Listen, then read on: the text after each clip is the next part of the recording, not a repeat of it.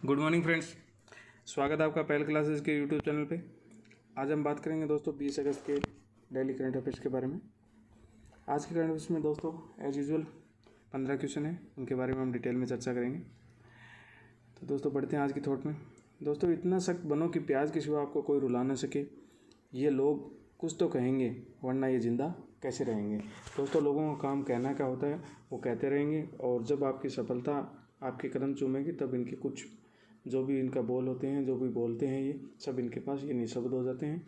उस तक तब तक आप इतने सख्त बन जाओ कि आपको कोई कुछ भी कहे, आपको उसका कोई फ़र्क नहीं पड़ना चाहिए। आपको अपना लक्ष्य की तरफ अपने कदम को बढ़ाते हुए आगे चलना चाहिए। तो दोस्तों चलते हैं आगे। दोस्तों, जो चैनल पे नए जुड़े हैं आज सबसे पहले तो सब्सक्राइब कर लीजिए चैनल को, और बेल आइकन को दबाना नहीं भूलिए, और लाइक और शेयर जरूर कीजिएगा चैनल को। तो बढ़ते हैं दोस्तों आज के पहले क्वेश्चन की तरफ। अंतर्राष्ट्रीय क्रिकेट में एक कप्तान के तौर पर सबसे ज़्यादा छक्के लगाने वाले बल्लेबाज कौन बन गए हैं? दोस्तों, वो हैं इयोन मॉर्गन। राइट आंसर हो जाएगा D, Eoin Joseph Gerard Morgan England की वनडे और T20 क्रिकेट अंतर्राष्ट्रीय क्रिकेट टीम के कप्तान हैं। इयोन मॉर्गन अंतर्राष्ट्रीय क्रिकेट में सबसे ज़्यादा छक्के लगाने वाले कप्तान बन गए हैं। इयोन मॉर्गन के बतौर कप्तान अंतर्राष्ट्रीय क्रिकेट में 213 छक्के हो गए हैं, और महेंद्र सिंह धोनी के 211 छक्कों का विश्व रिकॉर्ड, वर्ल्ड रिकॉर्ड जो था उसको तोड़ दिया है। बात करते हैं दोस्तों क्वेश्चन नंबर 2 की। हाल ही में भारत संयुक्त राष्ट्र विकास साझेदारी निधि में कितनी धनराशि का योगदान दिया है?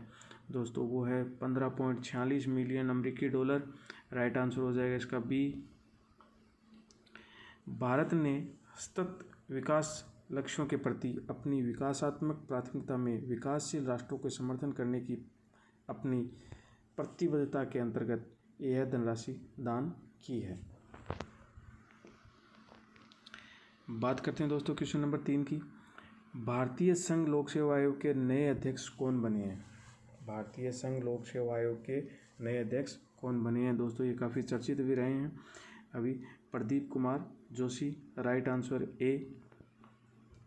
यह अरविंद सक्सेना का स्थान लेंगे, जो UPSC अध्यक्ष के रूप में अपना कार्यकाल पूरा कर चुके हैं।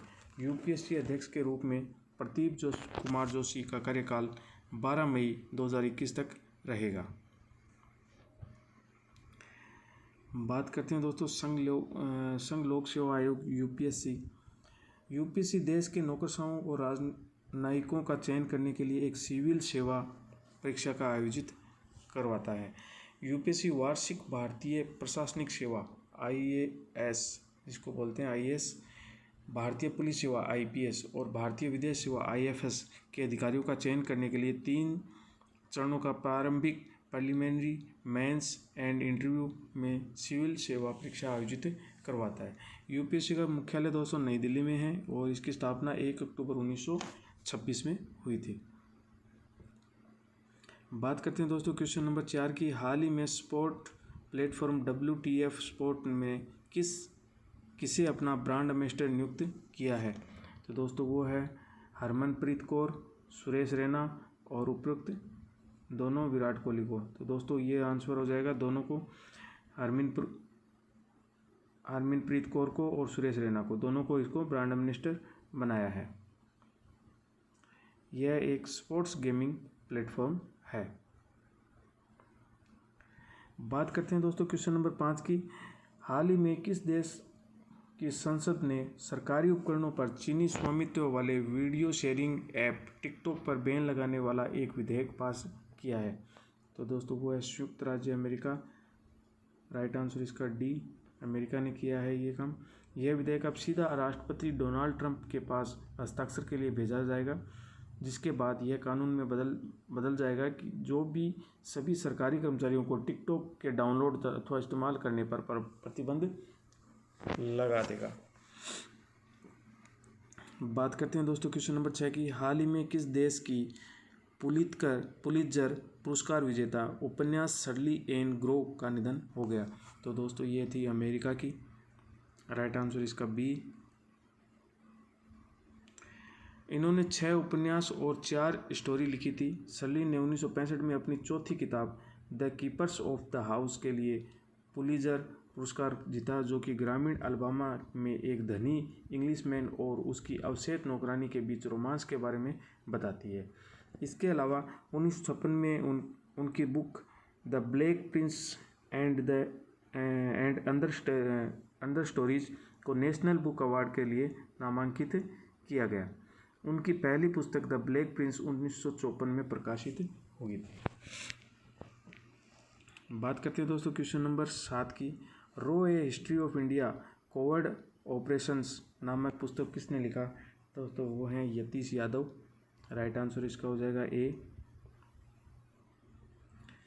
इस नई किताब में भारत के जासूसी agency research and analysis wing द्वारा किए गए वीरतापूर्ण कार्य संचालन में एक झलक मिलेगी। इसमें बताया गया है कि किस तरह की जासूसी कम्युनिकेटी में ग्रे दीवारों के पीछे वास्तव में कैसे ऑपरेशन को अंजाम दिया जाता है। रिसर्च एंड एनालिसिस विंग के बारे में बात करें तो रो का प्रमुख हैं जो सामंत गोयल हैं। रो का मुख्यालय है नई दिल्ली में। रो की स्थापना जो की गई है वो 21 नवंबर 1968 में हुई है। इसका मोटो है जो धर्मो रक्षित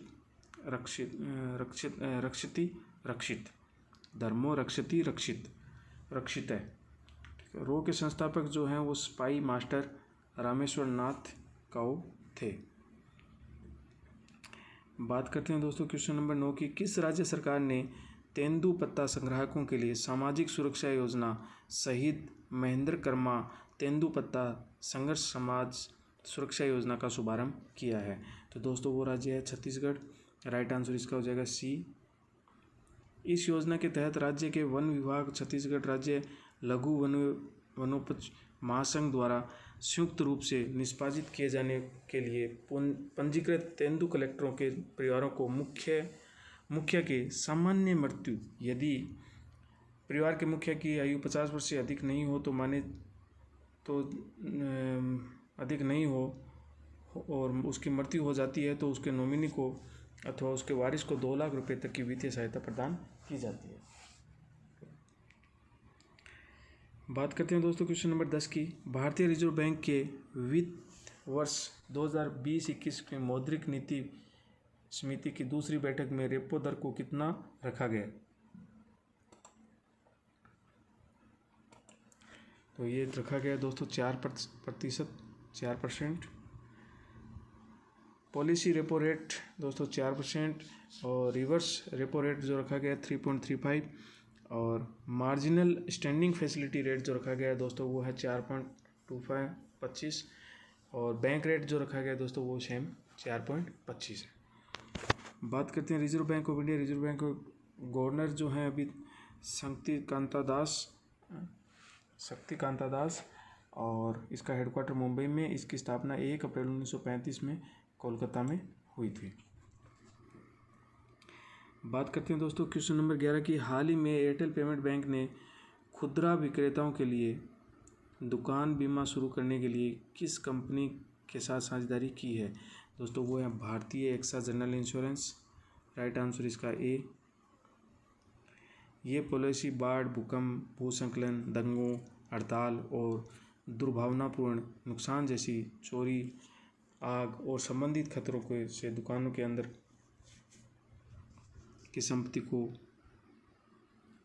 आने वाले नुकसान को कवर करेगी। साथ ही ये दुर्घटना के कारण सुरक्षित रूप से धन की हानि को कवर भी करेगी। इस पॉलिसी में लचीली बीमा राशि का विकल्प होगा। इसके लिए सीमा 2 लाख रुपये से शुरू होकर 25 लाख रुपये तक की है।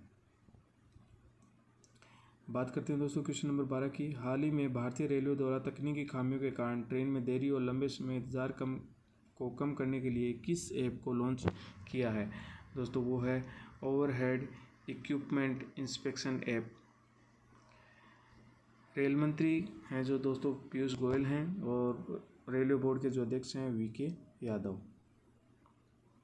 बात करते हैं दोस्तों क्वेश्चन नंबर 13 की। भारत के प्रधानमंत्री नरेंद्र मोदी ने किस तिथि को नई शिक्षा नीति 2020 पर राष्ट्र को संबोधित किया? दोस्तों ये है 7 अगस्त। केंद्रीय मंत्रिमंडल ने नई शिक्षा नीति को 29 जुलाई को मंजूरी दी थी।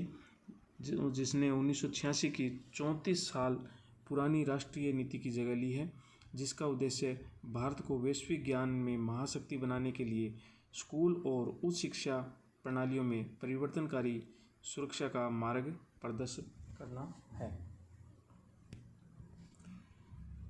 प्रधानमंत्री के भाषण के कुछ मुख्य बिंदु थे जो शिक्षा नीति पे भाषण दिया था उन पे।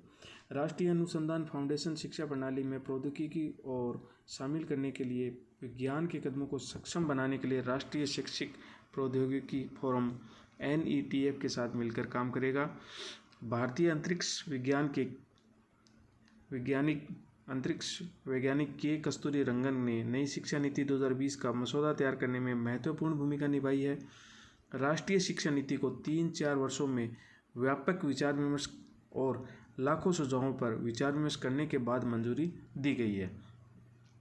बहुविषयक पाठ्यक्रम, बहुप्रवेश और निकास विकल्प छात्रों को इस बात का चयन करने में सक्षम बनाएगा कि वे अध्ययन करना चाहते हैं और कितना अध्ययन करना चाहते हैं। साथ ही छात्र जब चाहें कोर्स छोड़ भी सकते हैं, जिससे आपकी पढ़ाई रुकेगी नहीं, आपको उस टाइम तक का सर्टिफिकेट, डिप्लोमा या डिग्री वो मिल जाएगी।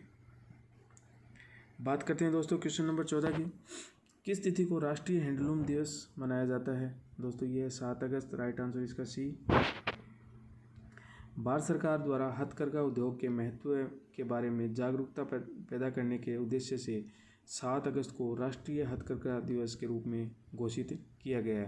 पहले राष्ट्रीय हथकरघा दिवस का उद्घाटन 7 अगस्त 2015 को प्रधानमंत्री नरेंद्र मोदी द्वारा चेन्नई के मद्रास विश्वविद्यालय में शताब्दी हॉल में किया गया था। ठीक है दोस्तों, बात करते हैं दोस्तों क्वेश्चन नंबर 15 की। आज का अंतिम क्वेश्चन है और इम्पोर्टेंट क्वेश्चन भी है। किस व्यक्ति को केंद्रीय रिजर्व पुलिस बल का महानिरीक्षक नियुक्त किया गया है? दोस्तों ये है PS रानीपसे। राइट आंसर इसका हो जाएगा डी। यह ज्वाइन करने की तारीख से 5 साल की अवधि तक इस पद पर बने रहेंगे। CRPF का मुख्यालय नई दिल्ली में है। CRPF का आदर्श वाक्य सेवा और निष्ठा। CRPF की स्थापना 27 जुलाई 1939 में की गई थी। दोस्तों एग्ज़ाम के हिसाब से इम्पोर्टेंट है। इसी के साथ दोस्तों धन्यवाद। जिन्होंने अभी तक दोस्तों चैनल को सब्सक्राइब नहीं किया वो चैनल को सब्सक्राइब कर लीजिए, और चैनल को दोस्तों वीडियो को अगर अच्छा लगता है तो आप लाइक और शेयर करना मत भूलिएगा। और डायरेक्ट लिंक के लिए दोस्तों मैंने यूट्यूब चैनल का भी डायरेक्ट लिंक दे दिया है, यहाँ पे टेलीग्राम चैनल का भी लिंक दे दिया है, यहाँ से आप डायरेक्ट लिंक पे ज्वाइन कर सकते हो। इसी के साथ दोस्तों धन्यवाद। जय हिंद, जय भारत। मिलते हैं कल सुबह एक बार फिर से नए क्वेश्चन के साथ में। धन्यवाद दोस्तों।